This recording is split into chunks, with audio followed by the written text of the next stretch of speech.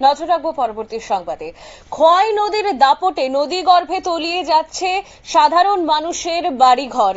নীরব রয়েছে প্রশাসন। এবারে কিন্তু প্রশাসনের উদাসীনতার জন্যই এই অভিযোগ উঠে এসছে। আমরা দেখতে পাচ্ছি খোয়াই আরডি ব্লকের অন্তর্গত পশ্চিম গনকি গ্রাম পঞ্চায়েতের ৩ নম্বর ওয়ার্ডের প্রায় ১.৫ শতাধিক পরিবার ব্যাপক আতঙ্কিত খোয়াই নদীর ভাঙন নিয়ে।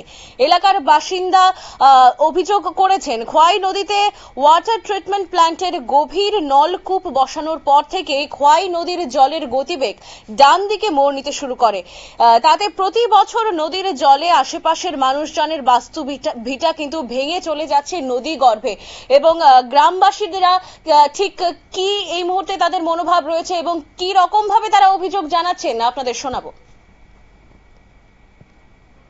গত 24-এ যে বন্যা হয়েছিল, এই বন্যা এই জায়গাটা অনেকটা খুইলা লাইছে। এবারের বন্যা এখানে দুই তিনটা গাছ ছিল, গাছটি ভাঙ্গা হয়ে গেছে।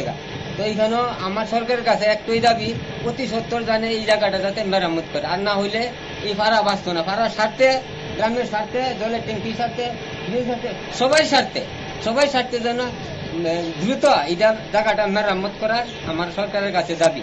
এটা কোন পঞ্চায়েত পড়ছে? এটা পশ্চিম গনকি গ্রাম পঞ্চায়েত। ওয়ার্ড নাম্বার কত? Ward number 3। এখানে কতজন পরিবার আছে নদীর পাশে? নদীর পাশে এখানে 140 না 150 হইব সুকান্ত। হ্যাঁ, 150 হইব। আপনারা এই সমস্যাটা নিয়ে কোনো জায়গায় গেছেন নি? অন্যগুলোর এখানে গেছি। মন্ডল সাপ্লাই ওই তারা আছে, তারারও কথা বলছি, তারা কইছে উপরে জানাইব। ওই তারা এখানে ডিউটি করতেছে, তো তারা কইতেছে এখন আমরা তো এইটুর পারমিশন ছাড়া আমরা এখানে ওখানে যাইতাম না, আমরা লাইন আলাদা। ঠিক আছে, তারা আইসে না। কি কারণে এটা ভাঙতেছে? এটা ট্যাঙ্কিটার কারণে। কিরকম? ট্যাঙ্কিটার মধ্যে জলটা বাড়ি খাইয়া কোনাকুনি আমি এখানে মারে। আমি এখানে আমার পুরান বাড়ি লয়ে আমি বয়ে এখান থেকে গেছি, ওই আমার বাড়ি থেকে এখানে। নদীর পাড় ভাঙন রোধে গ্রামের মানুষজন বহু জায়গায় সংস্কারের জন্য দৌড়ঝাঁপ করলেও কোনো কাজে আসেনি। স্থানীয় পশ্চিম গনকি পঞ্চায়েতের কাছেও গিয়েছিল গ্রামের মানুষজন সমস্যা সমাধানের লক্ষ্যে, কিন্তু এই পঞ্চায়েতটিতে এখনো জনপ্রতিনিধিদের শপথ গ্রহণ অনুষ্ঠানই হয়নি। নেই এই গ্রাম পঞ্চায়েতের প্রধান এবং উপপ্রধান। ফলে গ্রামীণ এলাকার এই সমস্যা সমাধানে পঞ্চায়েতের কোনো ভূমিকা না থাকায় গ্রামের মানুষজন পড়ে আরো ঘোর বিপাকে।